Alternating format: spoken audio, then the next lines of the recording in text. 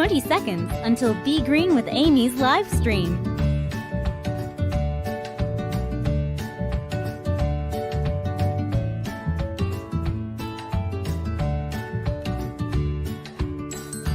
Five, four, three, two, and we're live with Be Green with Amy. Greetings, everyone. Welcome to Be Green with Amy. I'm Amy. After adopting a whole food plant-based lifestyle, my hubby Rick and I lost over 130 pounds. Now I coach others on their plant-based journey. Just Task Voice. Let's welcome our guest. Jennifer Diamond is in the process of becoming certified as a plant-based nutrition coach. On social media, she shares whole food, plant-based, SOFAS-free, no sugar, oil, flour, alcohol, or salt, gluten-free recipes and cooking tips, fitness workouts, product reviews, and more. Please click like to help Be Green with Amy. Welcome, Jennifer Diamond. Greetings and welcome, Jennifer. Hello, beautiful people, and hello, Amy. It's so great to be here again with you. Thank you so much. Oh, yeah, I'm so glad that you're here. Carrie says she's excited. Oh, here's plant-powered peddler Janet. Hey, Jennifer. Hi, Amy. Greenings. Janet. Oh, so we're already having people coming in. I'm so glad. And oh, Broccoli. Hello, Greenings, Broccoli. Yeah, go ahead and chime in the chat and tell us where you're watching from and say hi. Hey, Jess, Greenings, and Roxy. Greenings, Roxy. Oh, I love when all the Green Warriors chime in and say hello or tell us where they're viewing from. It's so exciting to have you back, Jennifer. Thank you so much. It's really a pleasure to be here. I'm excited to see everyone in the chat also. And so, yeah, I'm excited to share all kinds of fun things about, what's been going on with me and how I'm navigating osteoporosis. Yes, you've been navigating quite a few things in your life. And on the last broadcast, you shared all that with us. But you are, every time I see you on social media, and I don't see you for everything that you're doing, but whenever I do see you, you're wearing this vest. You know, so you are really promoting, and for anybody that isn't familiar with that, Jennifer's wearing a weighted vest because this is something that's part of what she's doing to help her with her osteoporosis. And so it's like you're the spokesperson for this. So we needed to have you come back on and just specifically talk about that. And I'm so glad that you are, because osteoporosis is just something that either you're a woman that has it, or you know somebody that has it, or you're worried about you getting it or someone else. And it seems that it's just more and more prevalent, and there's just not enough information out there. Yeah, I agree with you. And it is something that I am working on. And so I know that I'm on the right track here, and I want to share everything that I can with everyone. I have a bunch of stuff that we could talk about here. And I also have a little small presentation just to kind of share that part of my story that I haven't shared before. And so however you want to do this, I'm game. I am wearing one of my vests, and I have my original here, so we could talk about that. And I got stuff on my wrists and all kinds of stuff always happening, trying to improve my bone health. Well, you are very proactive, and that's what my Green Warriors are all about. And a lot of the people that tune in are talking about their lifestyle. And I talk about eating whole food plant-based because that is the optimal way to eat for health. But there's so many other pillars of health that we need to talk about when it comes to trying to combat or manage or even reverse some conditions such as osteoporosis. So you are just so proactive, and that's what we need. We need a champion to show us, you're going to fight this. You're not going to let it get the best of you. You're going to win. And you're going to show us, because you have had this and you've had other things going on with your health, you've done a lot of research, and you know what works and what doesn't work. And you're honing in on the things that are working, and you're actually getting that feedback from your tests and things that you go through with your health, that you're seeing that these things are working. And so we want to know more about that. It's kind of osteoporosis is kind of a scary thing because you're supposed to exercise, but then you have to be careful. So you're going to tell us a lot about that too. And also, as a bonus, you're going to be doing a recipe demo. So give us a little hint. What are you going to be baking today? Yeah, I wanted to share a little recipe because, like you mentioned earlier, whole food plant-based is the way to eat for health and wellness. And so I just wanted to show something that I do that can be modified, that's simple, and that can help with bones, with life in general, with health. And so I'm going to be making an easy summer slot. If we have time, I'm gonna be making some hummus just to show you how simple it can be, and then taking it all and putting it into a collard wrap and having a delicious, easy meal anytime. That is awesome. And I want to let everybody know that the recipe is going to be in the show notes. So don't worry about it. And we will get you that recipe. So just relax and enjoy. And you can take notes if you want to, but you can always watch the replay too, because there's going to be a lot of valuable information. So I think I will start by talking about maybe your journey with osteoporosis so that people can learn about how it affects you and what you do. And we're also, of course, Green Warriors, going to have our famous true or false game, and we'll start that whenever Jennifer thinks it's a good time to do that. Is that all right with you, Jennifer? Yeah, sure. We can do that anytime. You let me know, and I do have a little presentation so I can put it up on the screen whenever you're ready, and hopefully everybody will be able to see it. Excellent, excellent. Okay, so well, do you want to, before you do the presentation, do you want to tell us a little bit about your story, or how do you want to do that? The presentation is my story. Excellent. So So let's bring that let's up. start there. Yeah, Yes, perfect. we're going Okay. to go to click present and share that to your screen. Okay. So on the bottom of your screen, you'll click on present, and then Okay. you'll say share screen. Okay. And can you see Oh, that? yes. Oh, beautiful. You know, it seems like Jennifer has some help. I do have my partner in crime, and I'm so grateful for that. And we are Um, grateful too. yeah, yeah. So, All right, I'm gonna anyways, put that up. I'm gonna put your presentation up so we can take a look at it. oh, okay, okay. There you go. There we go. So you let me know when you're ready, Yep, and I I'll. am ready. Okay. So this is my journey so far navigating osteoporosis. Um, I was always into fitness, from dance to aerobics and weights. But when I entered my 40s, I learned I was dealing with osteopenia and eventually osteoporosis.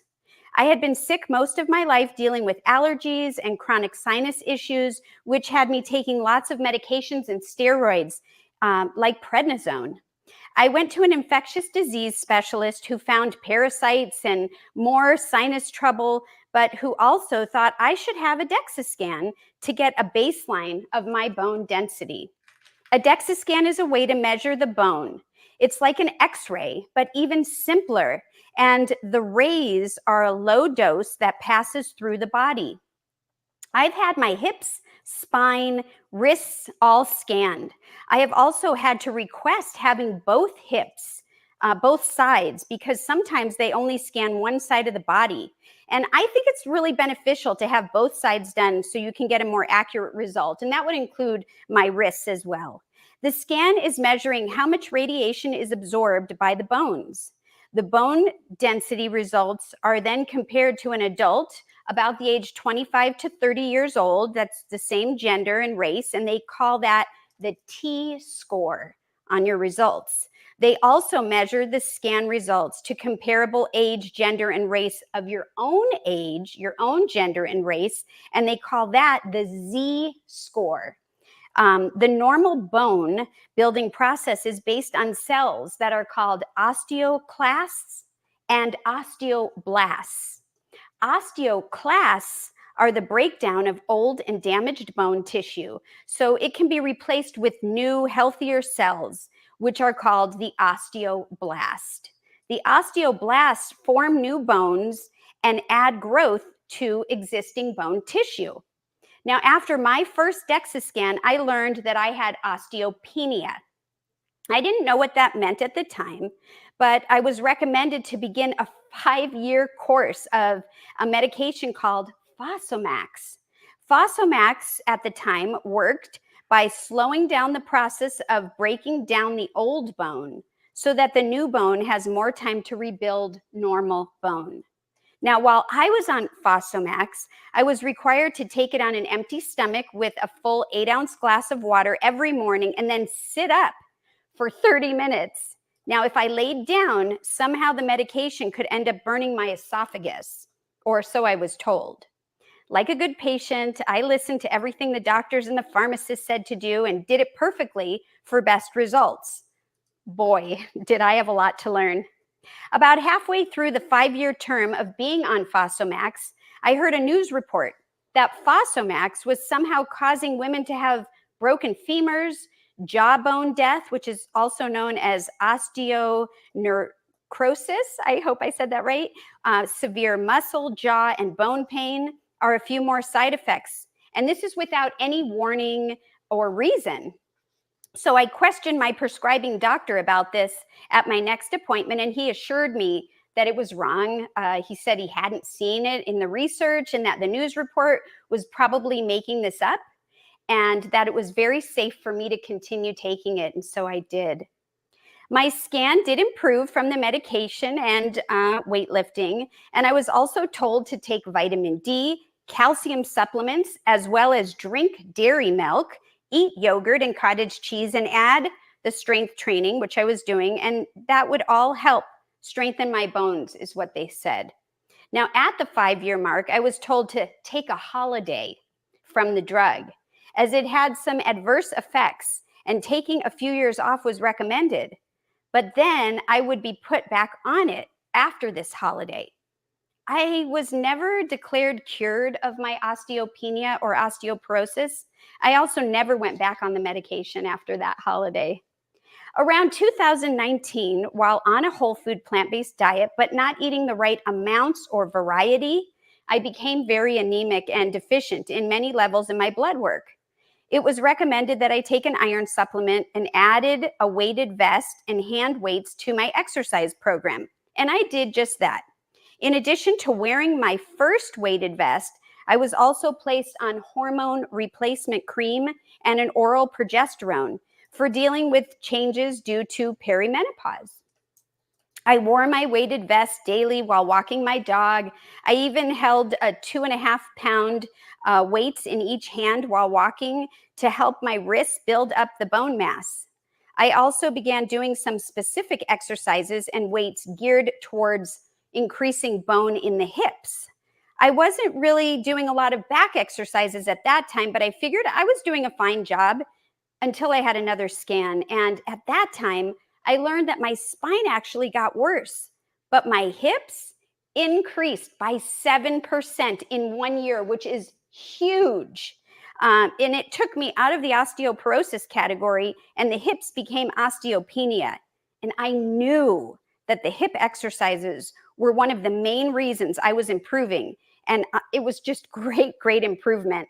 So I was glad, but I thought I still needed to get out of the osteopenia category as a diagnosis. But later, I learned that osteopenia is actually normal for women to fall into after childbearing age. The Western medical world made me feel like something was wrong with me for having osteopenia, instead of allowing me to understand that this is a normal part of aging. I continued working on everything the doctors told me to do while still dealing with other things like thyroid issues, sinus issues, allergies, anemia, and so on. I also felt that I had no other choice at the time but to go back on the standard American diet, and so I did.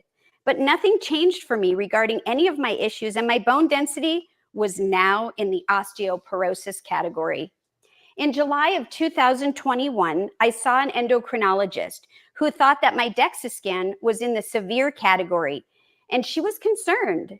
She saw that I was wearing a weighted vest, I was taking vitamin D and calcium supplements, but she was really pushing me to consider a very expensive daily injection called Forteo. I'm not sure how to pronounce that correctly, but it is a medication that someone can only take one time in their lives, she explained, for a total of 2 years, and then they have to stop it altogether.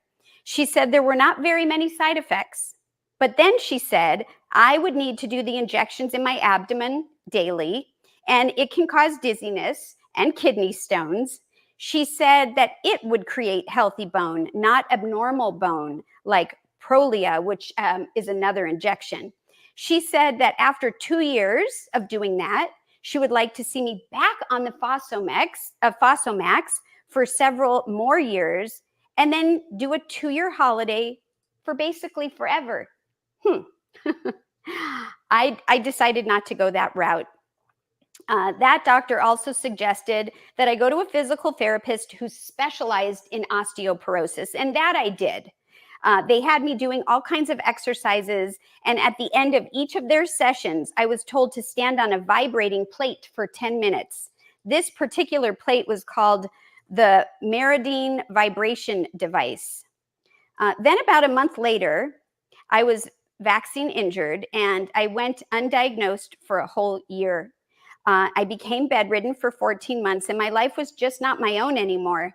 I had so many more medical issues, so building bone was not really possible. I knew in the back of my mind that my bone density was probably getting worse, but I was also unable to address it. I just knew I would try and put it off as many of those scans as I could. So if you have heard my story, you will know that I finally did decide to go back on eating whole food plant exclusive on August 22nd of 2022 again to lower my climbing cholesterol numbers, since I was scheduled to have a blood test 3 weeks later. I had turned to Dr. Caldwell Esselstyn's Prevent and Reverse Heart Disease cookbook, and within 3 weeks of making that change, I dropped my cholesterol over 50 points, among other things. The whole food plant exclusive eating was healing me, and I was slowly able to move my body again. And eventually I started wearing my weighted vest again. I tried to wear it with 5 pounds in it as recommended by one of my plant-based doctors, but I ended up injuring myself.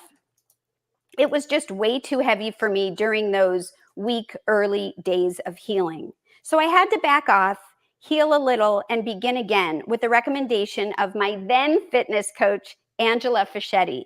I began wearing the vest without any weights at all, just the vest.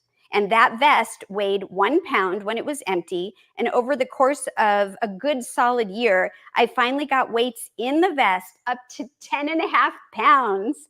And I wore it from 4 to 8 hours per day, 5 to 6 times a week.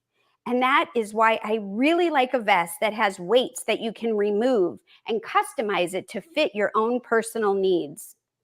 I have not had another scan yet, but I know I'm stronger. I can lift, bend, climb, jump, carry things, even do the monkey bars at our local park, which I could never even do as a child, and more. I do compound weight-bearing exercise, and I am confident things are improving. I'm strong now. I will have another scan in the future, but for now, I'm eating foods that are not acidic. I'm moving my body and enjoying a dose of sunshine each day and wearing my weighted vest. I now wear a weighted belt and wrist weights when I can. Dr. McDougall even says the bones get strong from the tissue around them, and that is good to strengthen. Progressive muscle resistance training with weights can help build bone density and reduce the risk of fractures. Now, after being on those hormones for 5 years and with all my health improvements, I asked my medical doctor to help me wean off the hormones. I was told it was important to stay on them for bone health support, but for me, I decided my body was smart and I wanted to get off them, which I finally did. Now, here's a short list of foods that are high in calcium to naturally help support bone growth, which I like to eat. And of course, it's not the only thing, but calcium foods like figs and spinach, kale, collard greens, mustard greens, butternut squash, moringa leaves, broccoli or broccoli rabe, or is it rib? Rob. Broccoli Rob, thank you so much. Navy beans, tofu, edamame, soy milk, sweet potatoes, chia seeds, sunflower seeds, and almonds. And that's just to name a few of them. Bones don't grow or change quickly. And so it could take a year or two before a DEXA scan even shows improvement. Our bones are living and they're porous. They look like coral under the ocean, but when you have osteoporosis, the small holes become bigger and bones can break easier. Not all people will get this diagnosis. Some people and some cultures don't commonly get osteoporosis because they're active, lifting and tending to land, or doing things that naturally strengthen their bones and eating the right foods. But both men and women can get osteoporosis. But it's more common in women, especially after they hit perimenopause and menopause. Now, this is because after childbearing years, the body doesn't need to store the same levels of calcium and other minerals that it builds up to provide a growing fetus and deliver a newborn. So the body flushes it out over time, which can result in weakening bones. We all need to care for our bones, and eating a whole food, plant exclusive, SOFAs free, gluten free lifestyle allows me to care for and strengthen my bones. Resistance training with weighted vests, belts, wrist dumbbells, resistant bands, and weight machines when I can are all important for me for optimum bone health. I also like to hike, jump rope. I like skipping, hopping on one foot at a time, and even jump high and hard to stimulate the bone growth. I do a minimum of 3 days a week of weight training, but I think I should probably even do more. I wear a weighted vest, and I also just recently began wearing this weighted belt and wrist weights. And so I just wanted to thank you so much for allowing me to share my bone health story with you, Amy, and your Green Warriors. And these are some places you can find me on social media. And so, yeah, I'm happy to show you how I use the belt and vest and things, or answer questions. Oh, how nice. Everybody, click like to show your appreciation. That was a wonderful presentation. I love the graphic about the osteoblasts and the osteoclasts.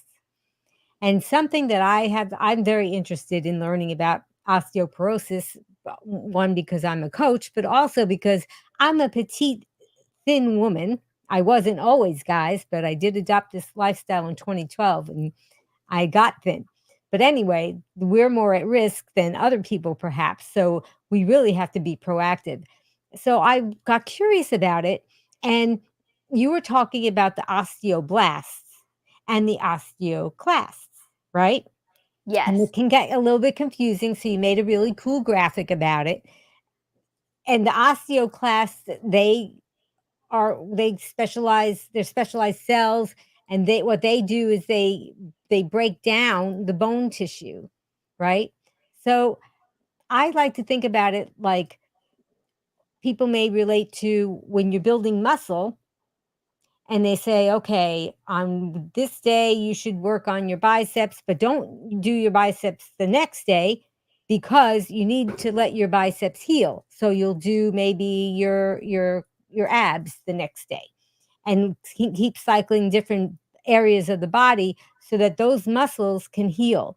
So what happens is, and I'm not a physical exercise expert, although our mutual friend Angela Fischetti from Boomer and Beyond Wellness, who has been on this show several times and even has shown special exercises for osteoporosis, and now you're training with her, she has talked about muscle building and also healthy bone building. But what happens is when you are, let's say you're working out your biceps, right? They actually tear micro tears as you're lifting those weights.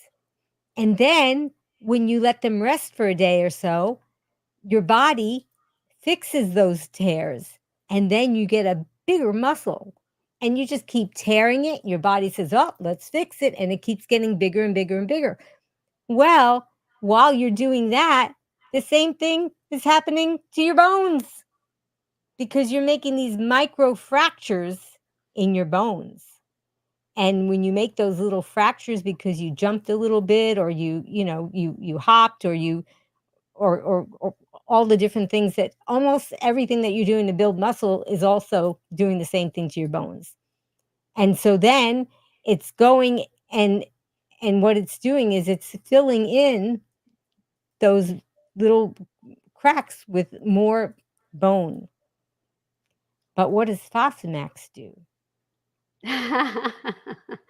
That was so cool. Thank you so much. I even loved hearing how you shared that.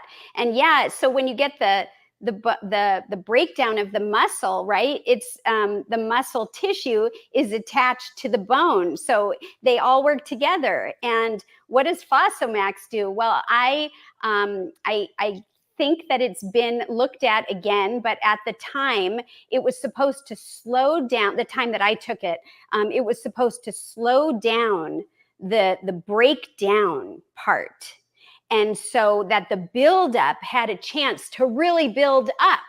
And so I believe, this is my opinion, that I got kind of a false sense of strong bones, because I've even heard that the scan has shown that, yeah, you've got strong bones here. Look, the scan is showing that it's been building up, but inside it could even be hollow, or it's just abnormal bone tissue because it's not working the way I believe that it's supposed to in the natural formation. So by just challenging it, and right, with smaller, more petite people, that's why it's important to add some weight. Well, I don't want to add weight by putting it on my hips and eating it that way, an unhealthy way.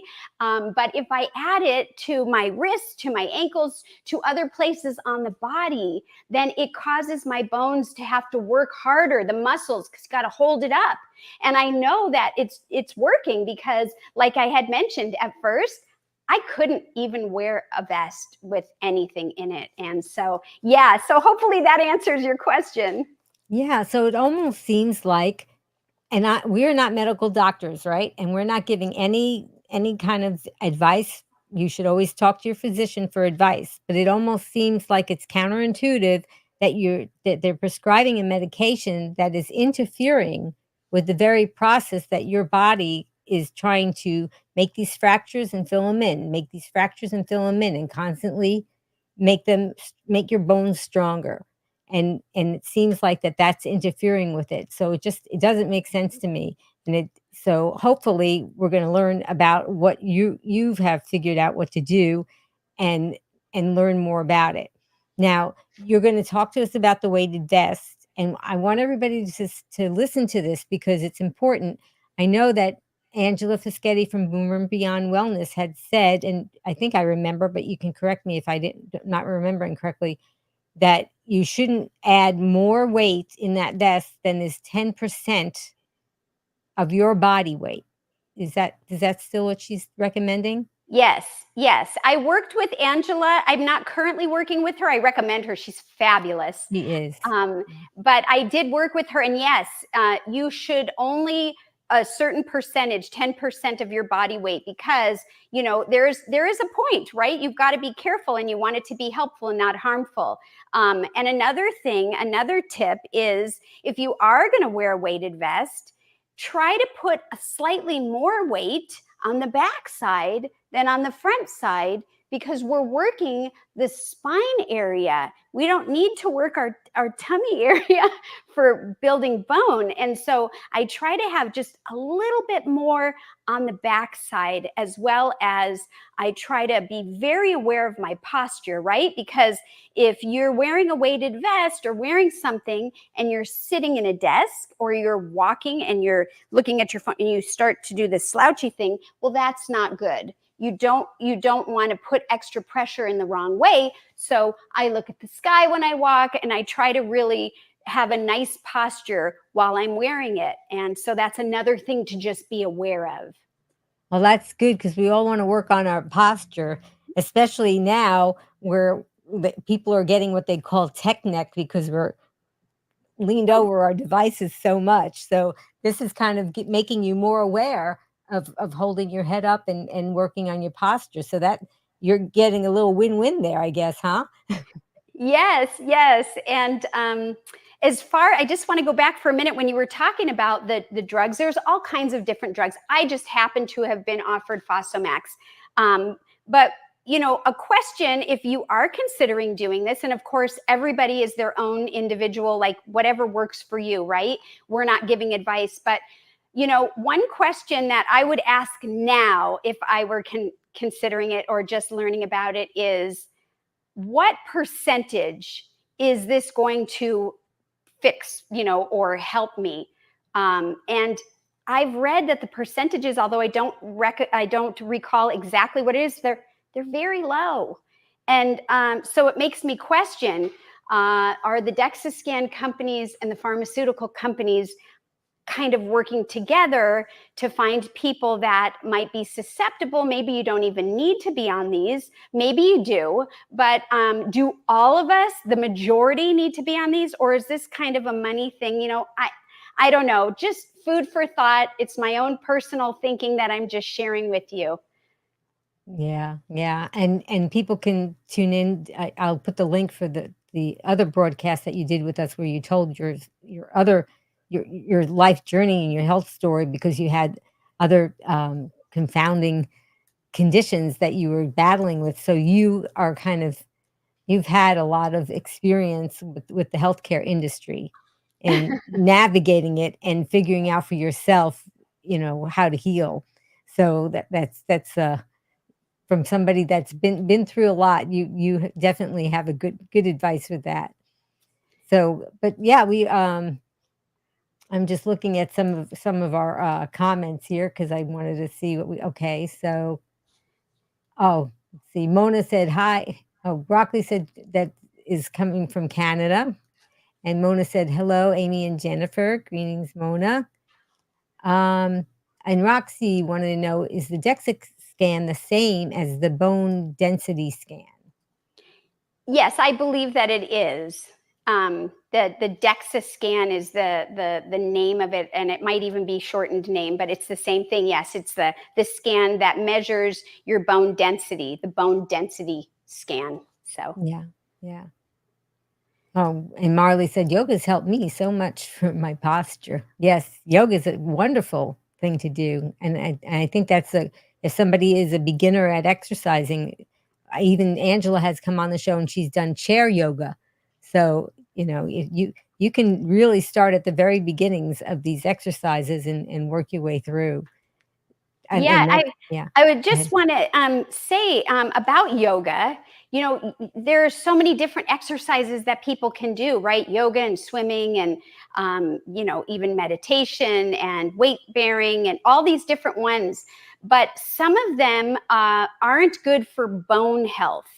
It's not that they're not good, they're just better for other things. And so because we're talking about bone health, I just want to say that like swimming, I used to try to do a lot of swimming and do a lot of cardio things, ride my bike. And those are great for getting the heart rate going and that kind of stuff. But they're not good for building bone. Building bone really needs to be stimulated by pressure, by some kind of weight-bearing exercise. So I just want to throw that in there so that people don't, think that if they do yoga or they do Pilates or something that it's going to help with the bones. It's definitely going to help, but I would also recommend adding in weight-bearing exercises too. Right, because we want the bones to have some kind of an impact on them. And when you're in the pool, you're losing the gravity, so your bones aren't really getting much impact with them. And then the yoga is wonderful for stretching, but there again, you're not getting that impact. I also noticed in your PowerPoint that you had, well, they call it a rebounder, but you had a mini trampoline in your exercise room. I just got one. And I'm so excited. They're so fun. I really like that. That's another thing that's really great is working on balance. Believe it or not, balance is a really important component for building bone and strength. Now, it's not going to build your bone, but if you have your balance doing, is really good, and one way to do it is on the rebounder, then, it's kind of like a fall prevention. And so that's something that we really want to work on as we age. Sometimes we can, get a little bit off on our balance because things are weak. And when we don't have our balance and we're weak, then we can fall and then we can get fractures. And if our bones aren't strong, they can be big, big bone fractures and big problems. So, Yep. If we want to prevent falls, right? So, yes, and for the most part, we usually just walk forward. that's That's true. about all we do. Yes. We don't walk sideways very often, and we definitely don't walk backwards. Right. And so oftentimes people can lose their balance, and because their body isn't trained to go in all these different planes of movement, oftentimes they when they lose their balance, they could definitely fall. And if you have osteoporosis or at risk for it, then that's the thing you want to avoid. So it's a great thing that you're doing these exercises not only to build your bone, but also to work on your sense of balance and stability. Yeah, and I think yoga is a really good place, right? Like tree pose or dancer pose, some of these poses where you are working on balance. So I love yoga, but I just wanted to share earlier about the weight part of it. Yeah. So really, it would be best to incorporate all these different modes of exercise, because we all can use cardio as long as our doctor says it clears us to do it. So, we're definitely not saying not to do it. And I hope I'm pronouncing this right. Corpy said, I think yoga would also be helpful, help strengthen core strength and synergetic movements between muscles, which could help to allow you to wear weights injury free for bone health. Maybe. Yeah. I think so. Yeah, excellent. Yeah. Oh, and Lee said, I am cleaning up my place to make room for my mini trampoline. Yay. That's That's awesome. Oh, that is so awesome, yeah, and Marley said, "I've been meaning to get a trampoline." Yep, I've been thinking about it for a long time, and I tell you, when you get on that trampoline, of course, you have to be careful if you're not physically fit, you wanna go slow, and there again, I'm not an exercise, specialist. What I have seen people talk about, and you probably should talk to Angela Fischetti with Boomer and Beyond Wellness more about it, but that they get something steady to hold on to while they're standing on the trampoline, and then they just kinda lift their heels up and down just to Yes, get I right, just to get actually started. yeah, I have a bar that attaches to it, Mhm. and some Yeah, of them are like you can get that attachment, and that's really important. Even if I don't need to use it, I yeah, like to have it because every once in a while, if I find myself teetering, I'll go and grab onto it, and that's really great. Yeah. yeah, and of course, if you really got advanced one day, you would be using it to, like, put your legs up in the air and do this. Yes, so I have the one with the bar too, and I think of myself, one day maybe I'll be jumping up Woo! and my legs will be going out. I saw somebody where they took a sturdy stepladder and they put it next to their trampoline so that this way, and they faced it backwards, and this way they could have something to hold on to. So, definitely make sure that you're okay if you decide to do this. Make sure you're cleared with your doctor to do it, and start off slow with any exercise, right? We should all start off slower than we think we need to, because if you injure yourself, then you can't do it anymore, and that's no fun, right? Yeah, and in fact, that was really hard for me when I couldn't do the 5 pounds because my memory, I remember lifting. I remember being in a different place than I was at that point.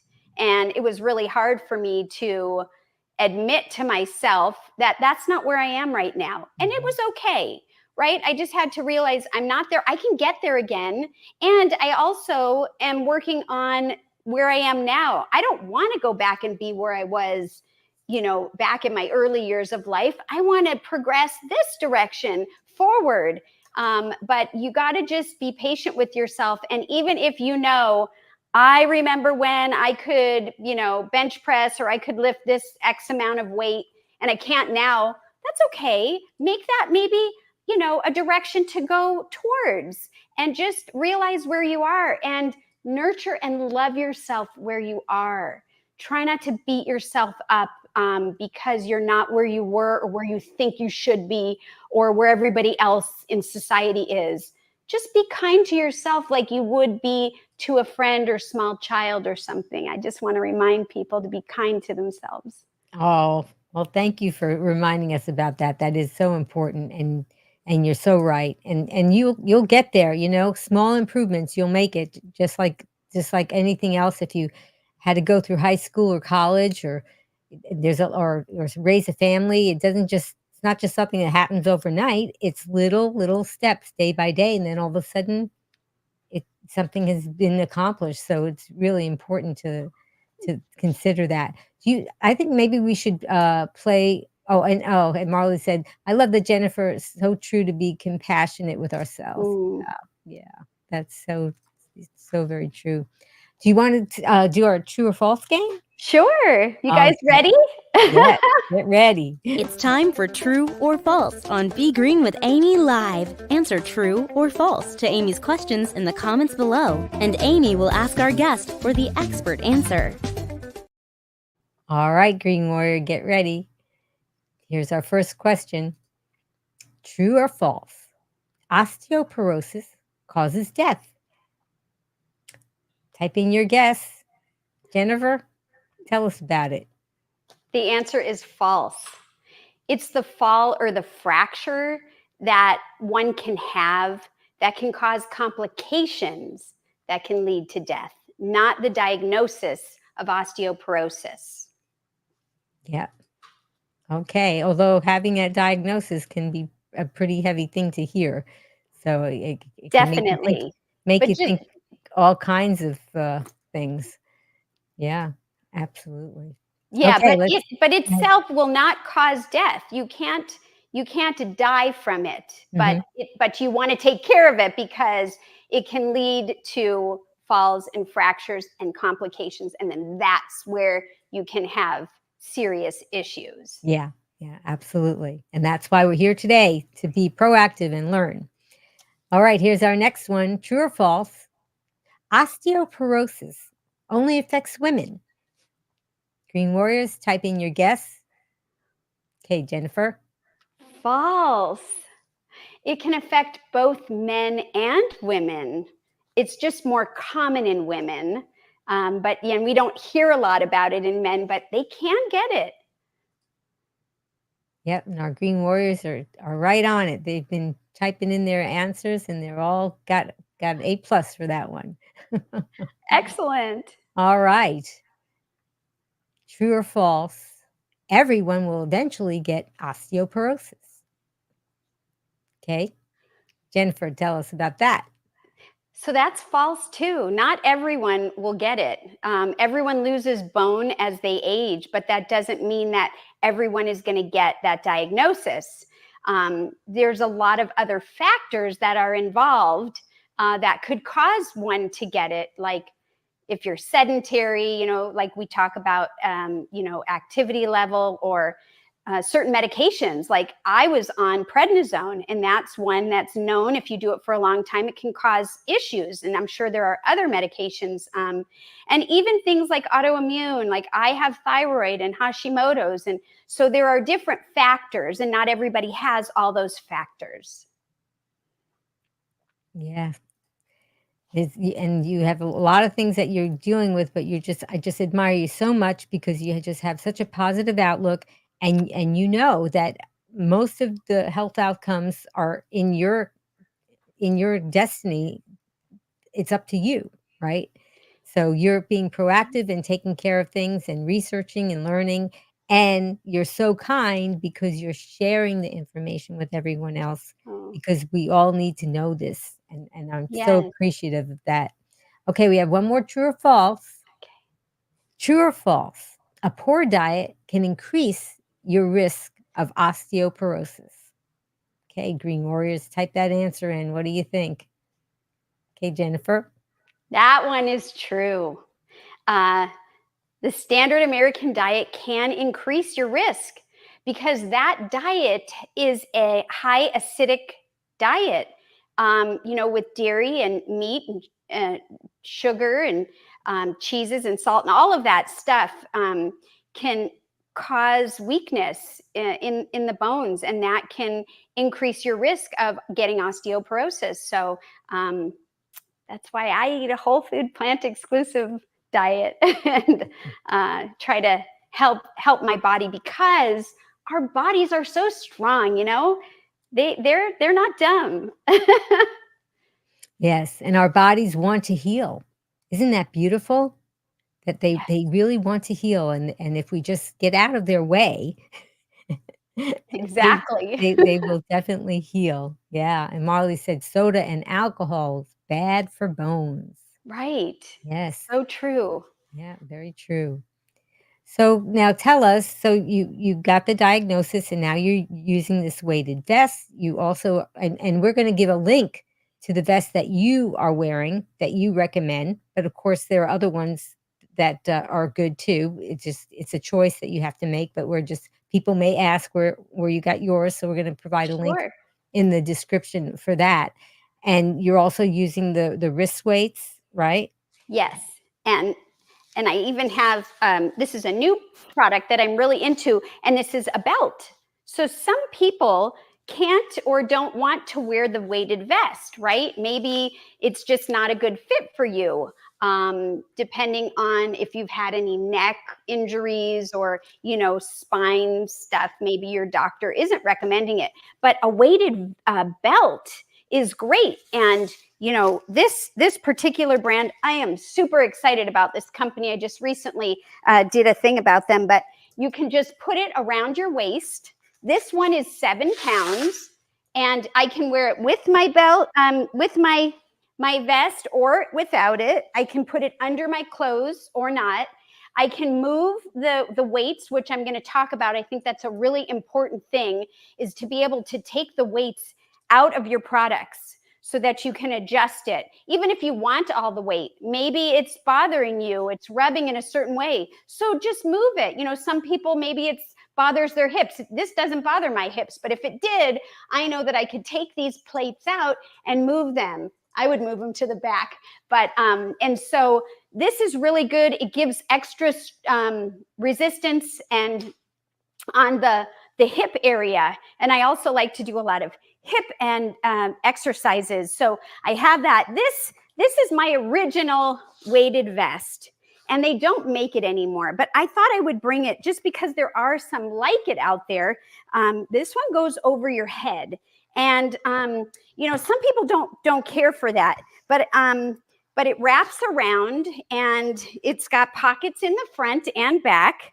And so I also personally like to look for ones that have pockets that are not just at the bottom, but that are also kind of going up, because I want to work the whole spine. I don't want to just work the bottom. In that case, maybe I would just do a belt. And so I like to have that flexibility. Now, this particular vest came with these 2-pound weights. The one that I'm currently wearing has much smaller weights in it. And so, I have more flexibility. I'll just take this one out and show it to you. If I want to, have a smaller amount, I forgot how much these weigh, but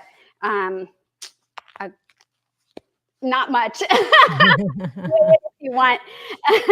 And so this particular vest that I'm currently wearing is the best vest that I could find that is available. Is it perfect? I'm always looking for other ones. But for now, I think it's fantastic. It works for me, and it's a zipper. It's got all the pockets. It's adjustable, strings on the side. I can add more weights from the front to the back. The thing that I'm not crazy about is that sometimes I'm finding that the material, because it's a stretchy material, was starting to wear a little bit at the bottom of some of the pockets. Not a big deal, but it's a big deal for me because they're expensive and I don't want to have to keep buying new ones. But for now, this one I love. It's a great vest. And so moving on to the wrist, I used to go with this one. This one I don't think is available anymore. And I just want to show you some of the differences. Like this one has these little round weights, you know, and I think these are 1/5 of a pound each. Whereas you saw some of the other ones. And but these are really bulky, right? So these, you know, for wrist, it's kind of bulky. And I wasn't able to wear it all the time because I couldn't move well if I wanted to write, or if I wanted to do dishes, or if I wanted to wear it during the day and not just during exercise. And so this company, Weight Fit, is a newer company for me that I'm aware of, and I really like their products. They're thinner, they're easy to put on, right? So I don't have to worry about a long strap. Like when you try to put a bracelet on, I have this long strap that I'm trying to chase. And these also come out, and that's the same as the belt. I hope they maybe develop a vest at some point, but right now, those are the two that I'm familiar with. These are ankle weights, and these are my original ones. They don't sell this brand this way anymore. They do have other ones, but if you look, I just want to show you that these are 1/2 pound and they're round. And so when I was wearing my original vest and I took everything out of it, I started by putting this in the pockets, right? The pockets are big enough for this, so I could fit a couple of these until I got to the 2 pound. And so another thing about having these bulky ones, if you're looking at that, is if you're going to wear it like I do, I wear it in the car and I go shopping, go grocery, you know, whatever I need to do. Well, the back of this it's kind of bulky. So I don't really sit flush in the car. Whereas this one, I do sit flush in the car. Or the belt, I do sit flush. And so these are different things that I want to bring to your attention, that depending on how you want to use it, that you can think about when looking for some kind of product out there that'll help you. Yeah. And even the vest itself, if it didn't have any weights in it, it still has some weight, right? Yes, yes. This one was 1 pound. I didn't measure. I haven't weighed this one because, but I would imagine that it's about a pound as well, or less, 1/2 a pound to a pound. But I've been using it with the weights in it because I'm stronger now. So you're like, I don't think it weighs very much, but in Right? the beginning, yeah, for a beginner it could. And so I think you should still consult someone like Angela Fischetti with Boomer and Beyond Wellness. But in the beginning, you shouldn't be intimidated, because maybe you should just put it on and walk around the house for about 5 minutes with it on, and then just take it off, right? And then kind of work your way up. Of course, as long as your doctor tells you that it's okay to do that. But you don't have to just stuff all the weights in it No. and start that way. Yeah. And Yes. you really don't want to Right. you could hurt yourself. It is really important to have somebody help you get started, whoever your professional, whether it's a doctor or physical therapist, or Angela, who's fantastic, just to kind of realize that, yeah, you don't want to jump in. It's like jumping into, you know, something that you're not familiar with. You want to work your way up. And in fact, that's one thing I just want to quickly say about the wrist. So I originally, when I was having all my stuff, they said I had carpal tunnel. And I had all kinds of problems with pain in my wrists. I couldn't use my hands properly. I couldn't hold a pen at one time. And so now I can hold weights and wear this. But if there's rheumatoid arthritis or things that you have that don't allow you to comfortably wear it, of course, ask your doctor. But this allows you to keep your hands, you know, you don't have to round them or squitch them or grab anything, because the weight is here where you want to build the wrist. And it's just a little bit less pressure on the hand and the bones. And so that's something to consider when you talk to somebody who's helping you that knows this stuff, that's a professional. Oh, and I just want to let everybody know that we have Angela Fischetti from Boomer and Beyond Wellness. She hopped on just now. And she's Yay! thanking me for the and you for the beautiful shout outs. So if you have a question about this weighted vest as far as what to do with it in more detail, we now have an expert in exercise that has joined the chat. So go at it if you want to chat with her while we're doing this show, because she's going to do a much better job than I would in giving you any kind of advice. Angela helped me so much.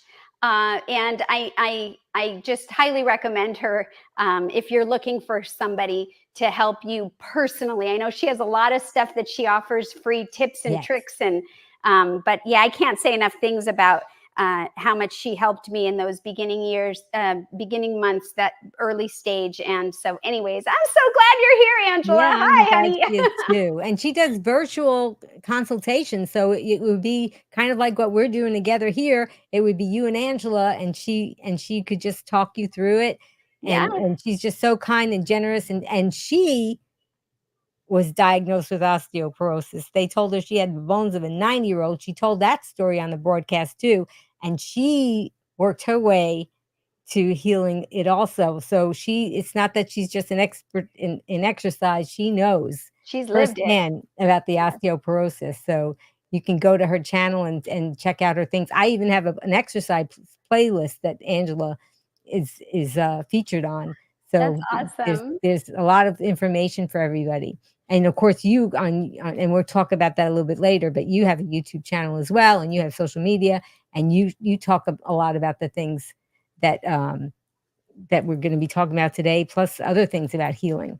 Yes, and Yeah. I do want to just share. Earlier you had mentioned that I was trying to get my certification. I have it now. I am a certified plant-based nutrition coach in addition. Congratulations. So I just wanted to just share that exciting thing. And yeah, there's so much to this, and it's great if you know, powerhouses like Angela and you, and you know, just to have us together to help as a group others, you know, wherever they are and wherever their needs are in their journey. So Mona had this question, and if you don't want to answer it, maybe Angela will. Would the belt or vest be better for lower back pain? Yeah. So the first thing I would say is it's the best to ask your doctor, because your doctor knows you, right? Then you have your scans and whatever is causing the lower back pain. Also, trust yourself. If they give you the okay, and it still doesn't feel right, I would listen to my own body. And right, depending. So you know, when I had a herniated disc repaired in my lower back, and the doctor at that time told me not to wear a vest. He said, wear a belt or wear ankle or wrist, because he said, I don't want the pressure to go down onto any of the spine area. But as I was, you know, healed and, you know, got to a good point, then I was told no restrictions. So then I turned to it. So I think it's a very personal question, and one that you need somebody that knows your case to give you like an answer. What would you agree? Would you agree, Angela? I don't know. Yeah, she's gonna probably say something in the chat. If she says something, I'll try to pull it up. But yeah, because I didn't feel comfortable about answering that. But I also want to thank, she gave me a super chat. So thank you, Angela from Boomer and Beyond Wellness. I really appreciate that. All these super chats help our channel grow, and we really, really can use all the help. Okay, let's see. She said, always because of nerve issues. Science is all about the weighted vest. It only supports weighted vests for long-term results for both bone and muscle strength. And then she said, yes, the belt is inappropriate in certain cases. So that was some feedback. Thank you for that. And then Marley said, is a weighted belt better for someone with thoracic back issues are not recommended at all. There again, I guess it would be pretty much the same answer as far as that goes. What do you think? Yeah, I honestly think if you have any kind of back issue, whatever it is, it's really important to find out if it's safe for you.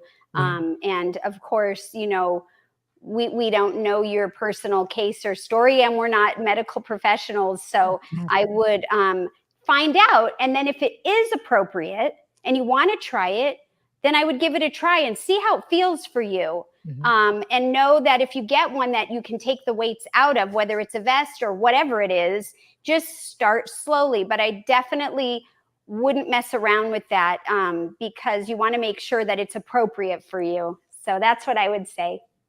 Yeah. Marley said, Jennifer has inspired me a lot since I first saw her story a while back. She's a great teacher. Yes, she is a Thank you so wonderful much. teacher.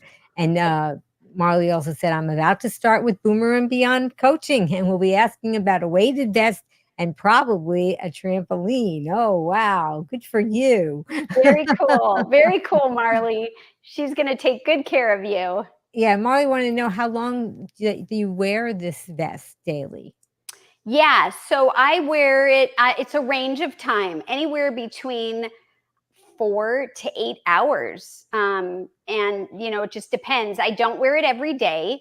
I try to wear it about 5 times a week. So, there are weeks when I can only wear it 4 times. And then, so maybe another week I would wear it 6 times. When I go on vacation, sometimes I don't bring it. And so then I don't wear it at all. But majority of the time, I like to wear it 4 to 6 hours a day. And, sometimes I'll wear it working out. Most of the time I will take it off, do my other workouts, and then add it on. I love to also wear it when I'm walking the dog and things like that. So there you go. Okay, well, that's great. You know what? We're just chatting so much and we still have a cooking demo to do. Well, if we have time, you let me know. Well, I do. I don't know if you do, but if you Oh, do, I'd love you to I'm do the cooking demo. I'm fine. Whatever works for you. Yeah. Let's do it. Okay. Tell us what are you going to be making today? Yeah. So I'm just going to move this aside, and I am going to be making a easy summer slaw and some homemade hummus.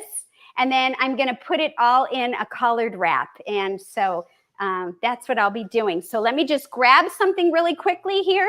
Oh, sure. And we will get started. Okay. And while Jennifer gets her kitchen set up, Green Warriors, do you have any more questions for Jennifer? Tell us about your experiences. If you've ever been diagnosed with osteoporosis or osteopenia, are you due for a bone scan? What are you thinking about? And what things are you learning today that if you type it in the comments, maybe people who come around later and they're looking through the comments, they can learn from what you're learning today. And I want to remind you that the recipe for this is going to be in the description. It's also on my website, begreenwithamy.com. So you're going to be able to get all those ingredients and everything for you prepared. Okay, look, are you ready? I am ready. Okay, here we go. We're going to start with the first part, and this is the easy summer slaw. It's very flexible. You can change things. If you don't like something I'm adding in here, don't add it in, get something else or skip it altogether. But so I kind of, so we have a bowl and we're going to be mixing everything in the bowl.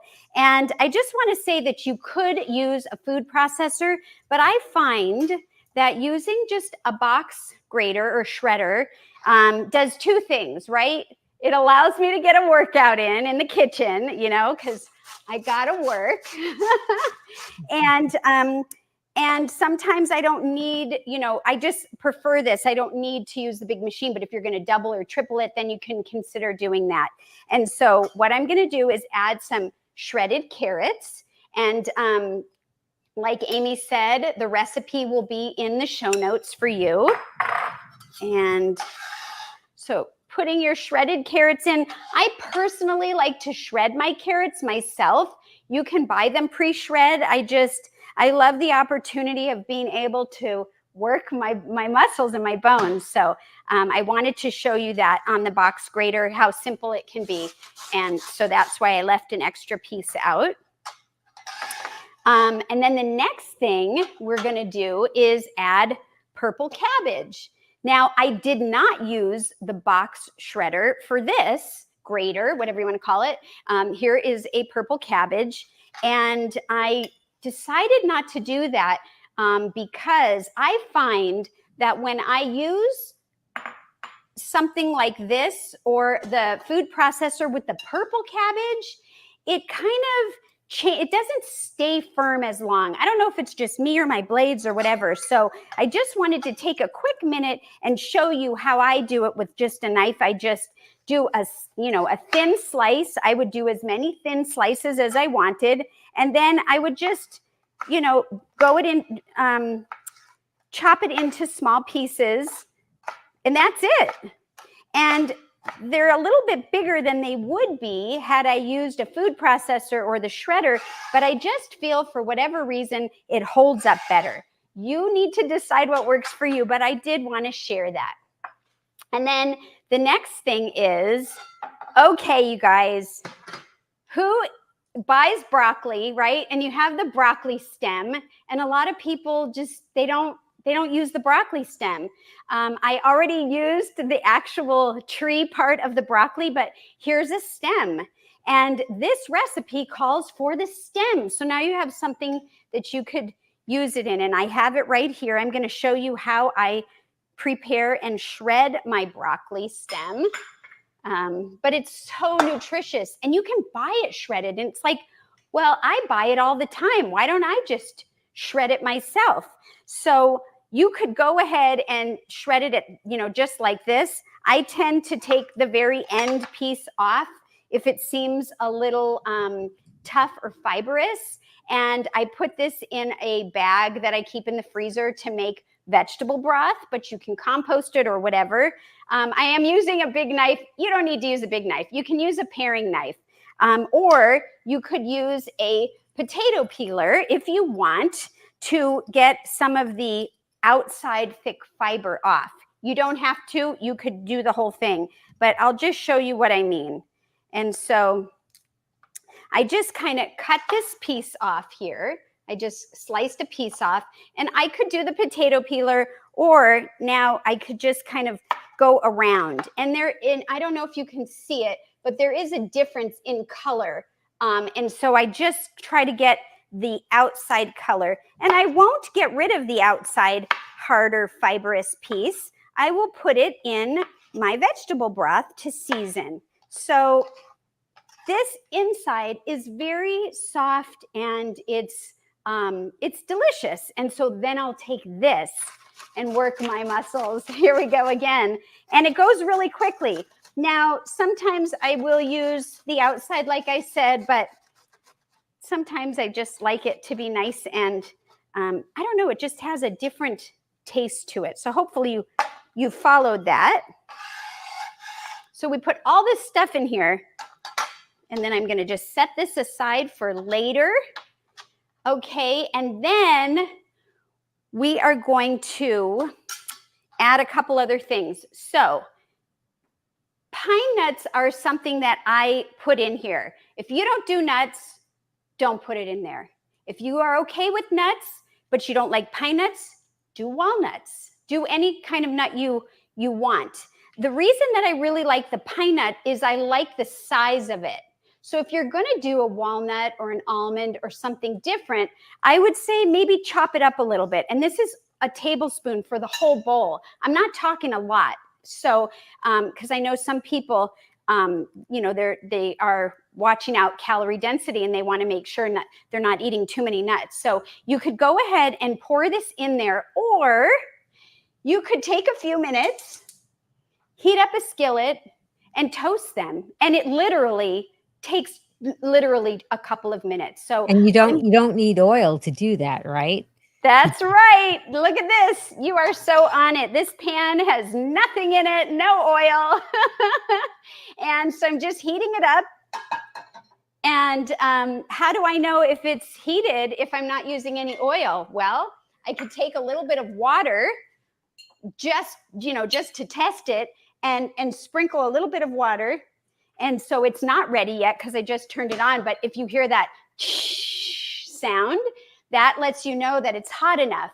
And so we're going to let it get hot enough. I'm just going to sprinkle it in there, and I'm literally going to give it a couple of minutes. So while that's doing that, and it already,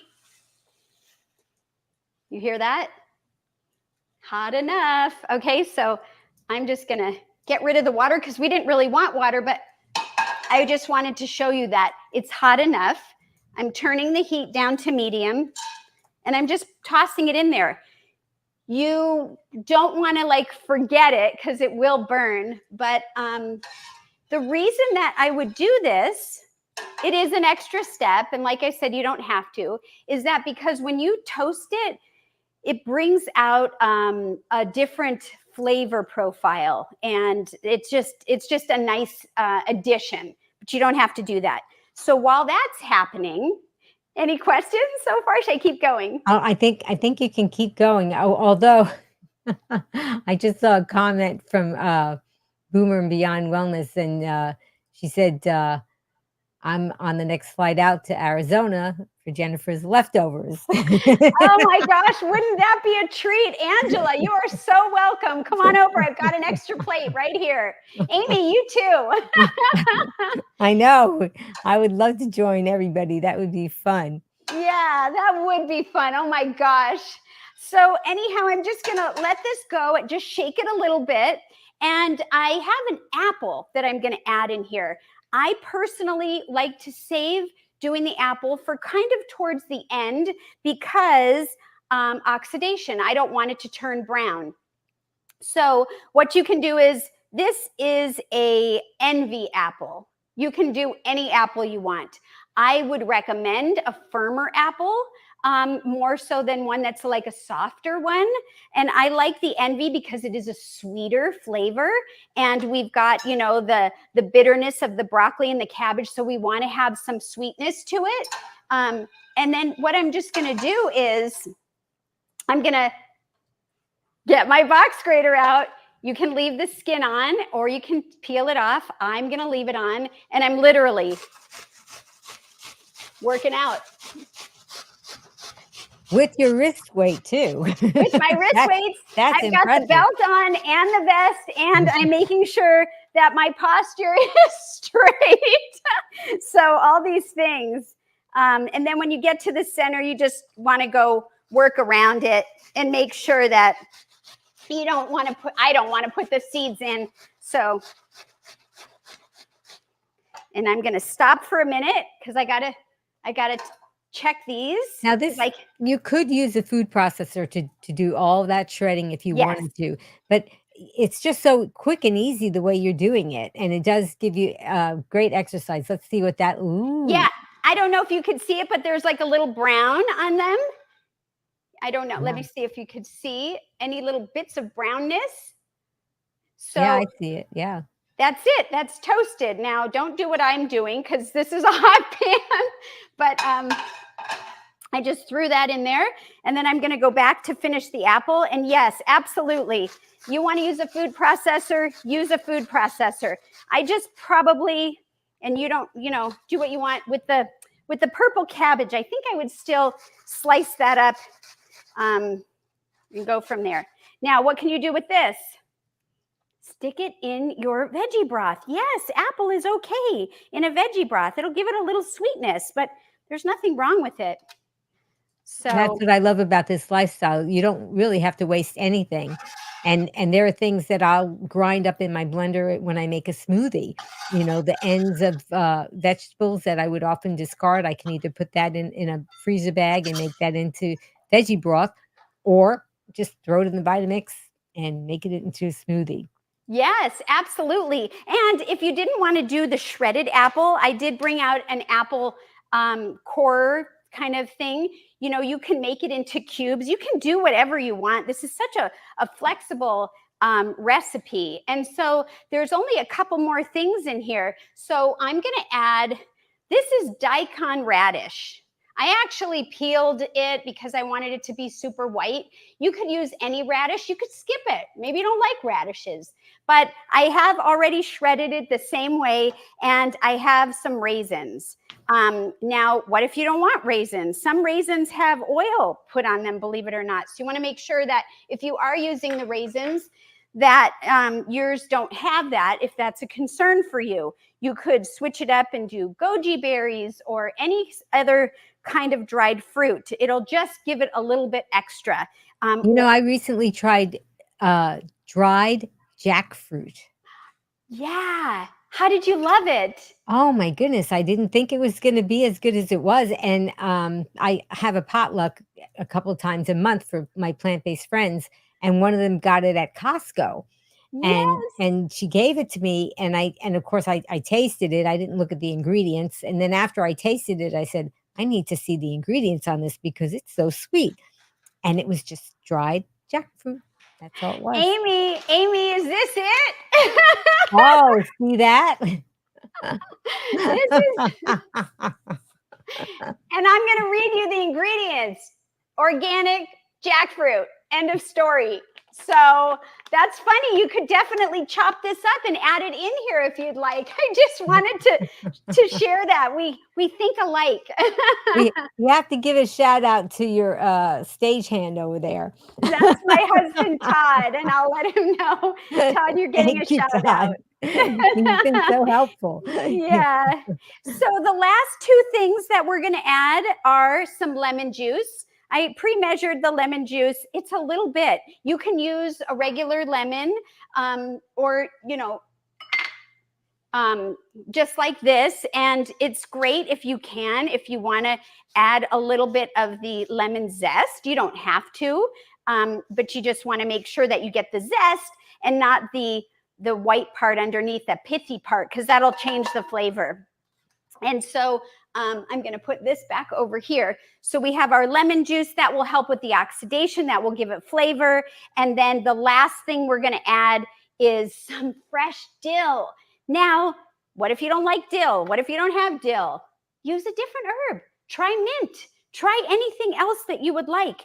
I have these little herb scissors. You don't need them. You could do a knife. You could use your hand and just kind of pull it off and just kind of, this is washed. I already pre-washed everything. And I just kind of add it right in here. And just give it a little bit of herbs. Now we're going to mix it up. And this part is ready. So what could you do? You could stop at this point. You could just mix it up, get yourself a spoon, and go to town, right? This is a meal ready to go here. You could add a grain to it if you wanted. And it's just to taste, right? So you can put as much dill or as little as you want. Let me grab a spoon to just quickly toss it. And Mona said that's probably ripe jackfruit, which is sweeter than young jackfruit. Yes. Yes. Isn't that true? You can use jackfruit when it's not ripe and when it is ripe for different things. Isn't that funny that it's so versatile? Yes, it is. Oftentimes people use it as a kind of a meat substitute, and they make stews with it to get that texture. That is not with the young jackfruit. Yeah, so this is the slaw part. This is the okay, easy hang on, let me get slaw. you close up. Oh, look at how beautiful, all those colors. And it's got the apple, it's got the raisins, it's got the dill, and everything you saw is put in there. So like I said, I could sit down with a fork and not share this, or you can share it. I was just about to say that. Sorry, Angela. And that's how we eat with this lifestyle, right? We are supposed to eat a big A salad. And I call it a big ask salad because people ask, are you going to eat all that yourself? Right. It's so true. So I'm just going to set the salad aside. and move over to the next if you're still good on time. I am great. I'm having a great time. Oh, good. Okay, so I'm just going to show you how to make a simple hummus. Now, you can buy store-bought hummus, or you can make it. And so I'm just going to bring over my stuff here. I like to make it because then I know that there's no oil in it or salt. Some people don't like tahini. And so if that's you, you can make it without tahini. I'm going to use a little tahini. I just, I'm careful about it. And anyways, I am going to get a couple last things. Sorry about the back and forth. Okay, let's see here. And I guess Marley has big salads too. She said they say that to me too, and have been called a rabbit countless times. See, that's great. That's when great. that happens, Marley, that's your pat on the back, because you want people to say that, because then you know you're doing it right. Then you know you're doing it right. Absolutely. Absolutely. The shock of people is how you know you're doing it right. So good for you. Okay, so just really quickly, I want to talk about I'm using garbanzo beans. And whether you get them out of a can for convenience or you make them from scratch dried, it doesn't matter. If you're going to make them dried, I would soak them for a day or two, draining the water every 12 to 24 hours, putting fresh water in. And then I like to do it for about 15 to 18 minutes or so in the Instant Pot, covering it with a fresh water, not the one you soaked it with, and making sure that it's soft and tastes cooked. That's it. If you don't have time, you don't want to do that, getting it in the can will work also. This particular brand is a no salt added.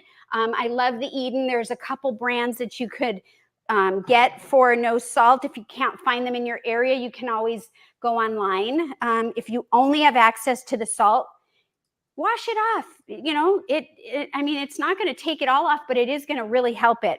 And so what I do, which you don't have to do, is, does anyone know what this is? This is like, everyone's like, well, I don't know what that is. This I should guess in the chat if you can guess what that is. Yeah. Okay. So I'm just going to kind of show you what this looks like. And then while we're waiting to hear what everyone says, I'm going to pour some garbanzo beans, and I'm going to just do this in the NutriBullet because it's a small amount. You could do it in a food processor or even a Vitamix. Whoops, I see one straggler. Just want to make sure I don't get him. We want to know why soak for a day or two, or did I hear that wrong? I'm used to soaking overnight. I personally like to soak it a little bit longer. Yeah, overnight is great, even 12 hours. I just find that there's some bubbles that come up. And I'd like to rinse that off. It helps with digestion and helps if you have any issues with gas with it. And so I just like to make an extra step. It's certainly fine if you go overnight, but I go up to 2 days if I have the time. So that's why. Yeah, it's a good tip, because some people are afraid to eat beans because of that they have digestive issues, and so that's a good tip that they could try that. Yes, absolutely. And so what do you think? Should we share what this is yet? Yes. I don't think anybody was brave enough to guess. So. Oh, really? I can wait. No, go ahead. Just tell everybody what it is. This is the skin. This is the skin off of the garbanzo beans. Yes, I take the skin off of the cooked garbanzo beans, and I do it one at a time. I know that there's a way that you can boil it and it should take most of it off. You don't have to do this. It would be just fine with it. The reason that I like to do it with hummus is because I feel like it gives it a creamier, delivery at the end. But anyways, I just wanted to share that. Yeah, and it isn't necessary. When we make our hummus, we don't do that. But I went to a potluck where somebody did it, and yeah, it was creamier. It was, but some people may not have the time. But it's very meditative though to do like Yeah. that, right? Right. And my husband sometimes does it with me, right? He'll say, "Do you Oh, want me to help you?" And I'll say, "If you want to," right? And so we kind of squeeze the side of it, and now we're good at it, right? So it can go fast. But at first, you know, have yeah. like some kind of popping contest. And of course, Scorpy said, "Thank you for all that you do, husband Todd." Yes, I appreciate everything he does too, and he's in the background doing a thank you. Okay, so we've got our whatever kind of garbanzo beans you want to put in here. I'm going to use some tahini. You can skip the tahini, right? We talked about that. You don't have to use tahini, but I think tahini is sesame seeds that are ground up. So if you're concerned about a caloric density and you don't do nuts or it's a trigger, then of course skip it. For me, sesame seeds, sunflower seeds, pumpkin seeds, those are all seeds that I personally need for iron and other things that my doctor recommended. So I'll do a little bit. The one that I really like, if you're interested, is the raw tahini. Sesame seed butter. It is a little pricey, but I don't use it very much, so it lasts a long time. Or you can take sesame seeds and grind them up yourself. So there you go. So I added that in here, and then you can take. So I want lemon juice, right? I have some lemon juice because I had a lemon ready to go, but I often am found taking the zest off of a lemon and peeling it like an orange and cutting it and just using the whole lemon right in there, or half of it, or whatever quarter amount, but not just squeezing the juice. So that's something I wanted to share with you. Yeah, and And that NutriBullet that you have is a very high-powered, blender, so it would really grind that, lemon up very well. right, because I don't want to peel my garbanzo beans and then have chunks of lemon in there. So I want it to be nice and smooth. So I just like to share that because so many times we throw out a lot of this just because we think it's just for the juice, but you can actually do the whole inside if you want. And then I have in here some garlic cloves. I also have some ground cumin, sumac, and coriander that's dry. And I'm just going to put all that in there. Now, sometimes, you know, I have family members in my household, they don't like cumin. We'll leave it out. But, you know, most people, cumin is a more traditional hummus seasoning or spice. So you can't play with it. You like it hotter, put some cayenne in, you know. So this is just a base to share with you. And then the last thing is the aquafaba. Now, we didn't talk about that, but when you make the garbanzo beans, or if you drain them out of the can, there's a liquid in here. And this liquid can be used for all kinds of fun things. And it's called aquafaba. And so instead of adding water in here, don't do that. I'm going to just add some of the aquafaba. And I'm just going to do a little bit of that. Where is my measuring spoon? And then we're going to blend it up. This is ready to go. I'm just going to do this. Yeah, I love how we don't really waste very much at all when it comes to this lifestyle. There's so many different uses for the stumps of things and the liquid from things, and oftentimes after I make beans, I use the liquid left over for a base for a soup. Oh, yes, me Yeah, too. Isn't that fantastic? yeah. Yeah, no waste. So I'm going to put this on here, and if I find that it needs more liquid, well, I'll add some more aquafaba, and then we can taste it and see, did it need more lemon or is it good? So you kind of get to make the flavor your own. So here I go. So so I'm muting Jennifer so that if you're using earbuds, you wouldn't have your ear blasted by the NutriBullet. And now we're back. Got you back. Yeah, and look, see, it's too thick. So I'm going to add a little bit more. Whoops, this way. I'm going to add a little bit more liquid and try again. And you know what? I thought it was just going to need a little. Look at, I'm pouring in quite a bit. So you decide. And you can always add more lemon if you want a more lemony flavor. Here we go again. What I love about the NutriBullet is that it has the blades in the opposite place. so that this way, when you're ready to scoop out that hummus, you don't have to worry about navigating those blades. See, there's a reason for this, because you always have to have a little exercise in the kitchen. But yeah, not having to navigate those blades when you scrape out the hummus, it just makes it a lot easier. So that's a wonderful appliance that I enjoy using in the kitchen.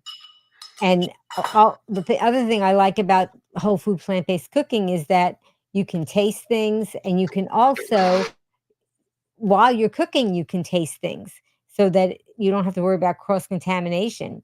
And so Jennifer's just eyeballing this to see how is it gonna look, and what is the consistency that she wants to have there. So let's see. There you go. So this, if I wanted it even thinner, I could add more lemon, but I ended up using all the aquafaba. Now, in the directions that you're going to get below, it talks about a smaller amount. So you just adjust based on what it looks like and what you're going for. And so I'm going to pour this in this cup here. Whoops. Just so you can see. And Marley said, I actually use leftover aquafaba as gravy for my doggies' meals. They love it. Ooh, Yeah, my doggie is whole food plant-based, so he gets all kinds of treats, but that would make a good gravy, yeah. Wow, I never thought of that. Remy, our doggie, do you hear that, Rem? I'm sure he's around here resting somewhere. We'll have to try that. And so here you go. So we have the hummus. I'm going to taste it because I want to make sure that it doesn't need anything. And then we're going to move on to making the wrap and putting it all together. Always have to taste it. I think it tastes really good, but I personally would add a little more lemon. Yeah. So, later I might add a little more lemon, but otherwise it's perfect. It's creamy. It's the right texture. And so there you go. Here it is. Here's the hummus. And sometimes if I'm serving this, I'll take some of the, the coriander or the cumin, and I'll put a little design on the top because it gives it a nice color. You could also save a couple garbanzos and put them on top if you like to, make it just a little prettier. So, okay, so what I have left here is this pan. And I've already just put a little bit of water in it. You can see that. I'm going to bring this to not quite a boil, but I'm going to put some collard greens in here. And I have important to get those leafy greens in any way you can, right? Yes, absolutely. So here are my collards, and let me move this out of the way. And I already washed them. I have 2 of these off because I wanted to show you. I cut them, this part off. This is like the spine of it. And the reason why I try to do that is because I find that when I wrap it, it wraps easier. You don't have to do that. It's just something that I do. And I did it with 2 of them already. I'm going to show you how I do it in case that's not something that you're familiar with and you'd like to try it. You can use a paring knife, not a big knife, and it's clean and washed. And I just want to kind of just go this way. Hopefully you can see what I'm doing. I'm just going along the spine and removing this piece right here, which was on there, but I didn't cut through it so that I can have it more flexible. And that's it. So these are ready. But the reason that I'm boiling the water is because if I dip these in there, it really softens them up. You don't have to do that either, but I find that it's easier when you're chewing into it and stuff. If you just take a minute just to do that, it's really, really helpful. So I'm going to put that aside while I'm waiting for the water to heat up. That's such a great hack. And, those stems, my doggie loves chewing on collard green stems and kale stems. Wow. Loves them. But you could always put them into your bag for your vegetable broth, or you could blend them into a smoothie. So you're not going to waste anything. You're going to figure out what else you want to do with them. I love that. Oh my gosh, I am so giving those to Remy. he's like so excited. So we could just wrap this in the collards, and I'm going to spread some hummus on it and call it a day. But if you want to add even more color to it, you can. And what I'm going to do is I'm not going to use this. This is a golden beet. I was just going to show you could use a golden beet, or you could use zucchini. You could shred these in there instead of the radish, or in addition to. It doesn't matter. But I have cucumber here, and I'm just going to slice the cucumber in like these kind of long, I don't know what shape this is. Let's see, I'll show you. But I cut it, I took a chunk of cucumber, and then I just cut it into these kind of shapes. What is this? They're not, I don't know what this shape is, but this is the shape. You don't have to do this, but this is what I'm doing. And then I'm also going to add some bell pepper. And I washed it. And when you pick a bell pepper, notice the stem. If it's all wrinkled and dark and it's probably been there for a while, you want it to look as close to freshly cut off as possible to know how fresh it is. And I'm just going to turn it upside down, and I just cut it right down the middle. And then I take this part and I push it into it, and look, it completely comes out. So I don't waste any of the top of this. If you could see, the whole thing is still intact. Okay. And then put this with your scraps. And then I'm just going to cut these into some slices, and that's it. You have so many beautiful colors that you're putting into this recipe. And yes. And I think about how, before I adopted this whole food plant-based lifestyle, and I think about people who are still eating the standard American diet, that everything is just upside down. The things that they use as garnish on their plates, we're eating them as meals. Exactly. So just to show you, I've got this, whoa, I've got this water it was boiling, so it doesn't need to be. And I'm bringing it over here so you can see.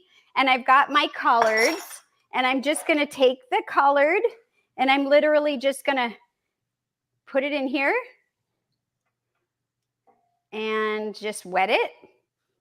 And now that's it. And I'm turning it over, and I'm wetting it again. And then sometimes I'll put it on a paper towel or a dry towel, and just, that's it. This is it. Let it just cool. I forgot to get that prepared, so I'm just going to put it on the side, and that's it. I don't know if anybody is familiar with doing this. And of course, you don't have to, but I like to. But it's fun. It's fun. And it's fun to blanch things and make them. It's just these little tips that we don't all know about because we're not used to eating in this way. And so oftentimes people will use things with flour to wrap things, and they would like to find a healthier alternative, but they don't know what to use. And then if they did try this, they probably wouldn't take out the stem, and they probably wouldn't blanch it because nobody told them until now.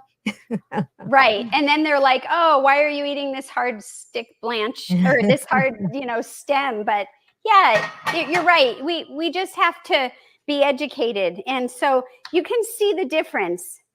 This one is more pliable, and the color is even brighter than the one that we didn't. And so I just wanted to show that. So now comes the fun part. Let's make the collard wrap. So I've got a little plate here, and I'm going to take one of my wraps, and I'm going to actually use this. So I'm going to add some hummus. I'm just going to take a little hummus, and I'm going to paint it. I love hummus. You could do black bean hummus. You don't have to do garbanzo bean. You could do eggplant. You could do any kind of hummus that you like, or you can skip it. Then I want to get our superstar, the easy summer slaw. Oh man, this smells so good because it was sitting here. And I would even put more dill in it or whatever herb. let's see, I want to be able to show you. So let me clear out a spot here.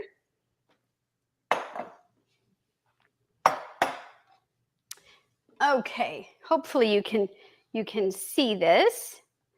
And so then I'm just going to take it and I'm going to just put as much as I think I can handle, which is, these collards are kind of small. I've seen some big ones, but in the store yesterday, they weren't big. So I have to go with this and just make more of them, right? Yeah. And so then I'm just going to take some of these slices of cucumber and red pepper. And if you want to use microgreens, you could use those, or sprouts. I happen to have some lentil sprouts that I sprouted, so I'm going to throw those in there. And now let's see if we can roll this guy up, and we can use a toothpick to secure it. I like to use the thinner part, the end of the stem first, and I'm just going to kind of pull it all close to me, kind of like a sushi roll. And this is not big, but sometimes it'll let you go over. And here you go. But I'm going to secure it with a toothpick and see if we can cut it open and look at some of the beautiful colors. And that's it. And then it's lunchtime. Then it's lunchtime. Okay. So because this is a smaller wrap, you just gotta be patient with it. But here you go. See, look at that. Oh, how beautiful. Now let me see. Let me see if I can cut into it partially and see if I hold it. If you could see, there we go. I'm going to have to hold it because it's just a little bit small, but look at that. Oh. So hopefully, beautiful. Yeah. I agree. So should I give it a taste? Yes, because we're going to have to make our own. So let us know. Yes. Okay, here I go.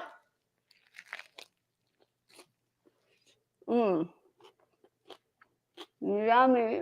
Oh. Mm-hmm. I hope your assistant is going to get some too, right? I love the flavor, the freshness of the lemon in it. And all the flavors complement each other. I didn't even think about it, but I had some scallion. So it's so versatile. You can do whatever you want, add what you want, and make it as simple or as difficult as you want. And I hope that I inspire somebody to try something new, and just know that plants are beautiful, they're colorful, and they just make us feel so good. Yep, and they're very, very healing. And thank you for sharing that recipe with us, and for telling us all about your health journey, especially with osteoporosis. There's just so much to learn, and I'm so glad the Green Warriors tuned in today to watch all of this, because the more we get exposed to these things, the more normalized it'll feel in our brain. And when we see other people who are successful with it, it is really just so helpful to help you stay on track and be motivated to keep going with this lifestyle. And I wanted to ask you, Jennifer, to tell us more about what you do and how we can find you on social media.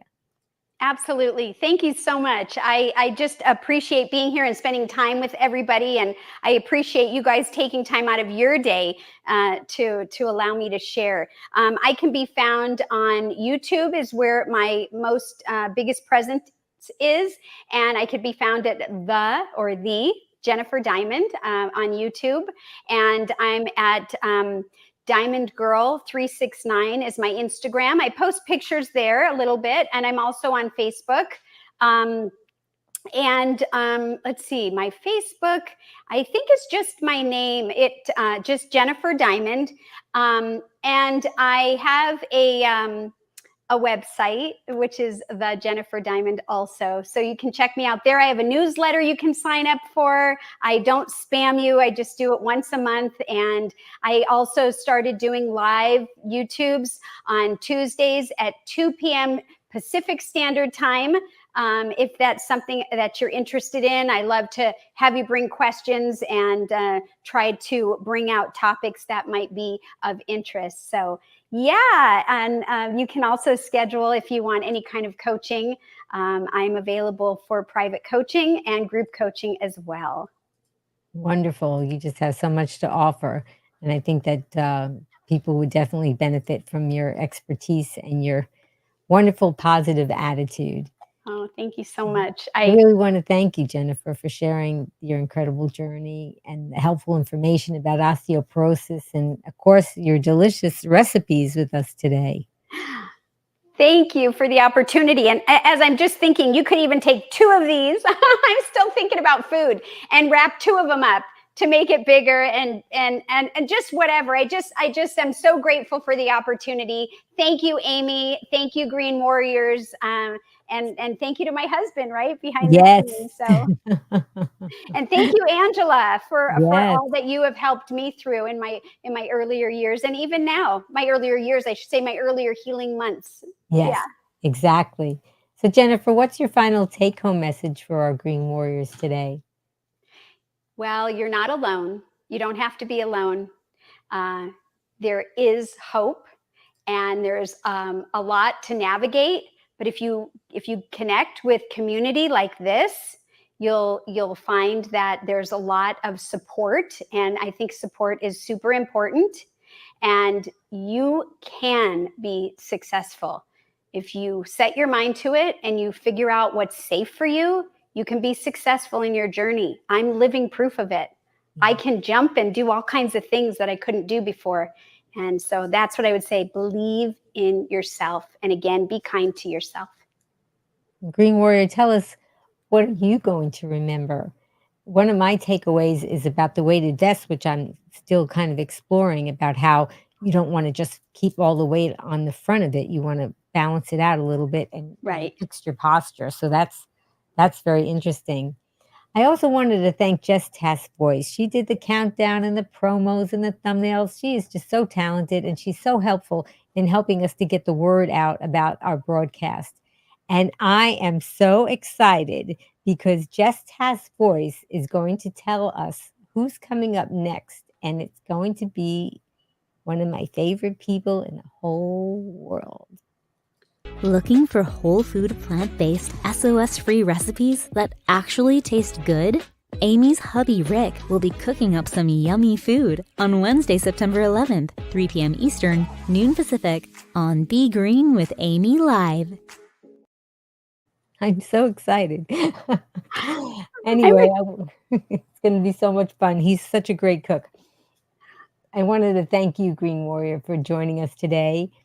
Your engagement and your support make these discussions meaningful and impactful. And I hope that you're feeling inspired to take a closer look at your food choices and make some positive changes for your health and well-being. Because remember, every bite that we take is an opportunity to nourish our bodies and become the healthiest versions of ourselves. So please stay tuned for more empowering content. Please subscribe to my channel and to Jennifer's social media as well, and share our message with others who you think can benefit from this, because together as Green Warriors, we can make a meaningful difference in the world. And as a special thank you to all of you, I'm offering you 5 free recipes. If you go to begreenwithamy.com/join, I will send them to you, and some fun pictures of me doing some fun things that maybe you wouldn't think that somebody in their later years could do.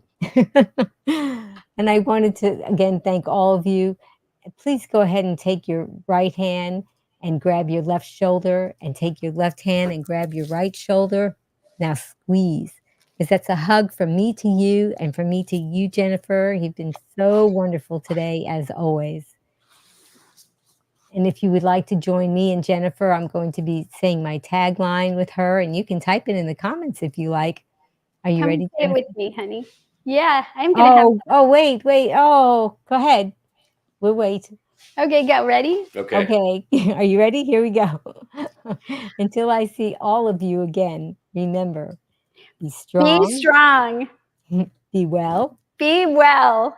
And be green. Woo! Thank you, Jennifer, and thank you, hubby. Thank you. And Thank you thank so you, much. Green Warriors. It was so nice for all of you to join us It was today, and I so hope we get to fun. see you again really soon. Now you can get 5 free whole food plant-based SOS-free recipes from Be Green with Amy. Just click on the link in the show notes and Amy will send you 5 free recipes, motivational quotes, and more so you can be strong, be well, and be green.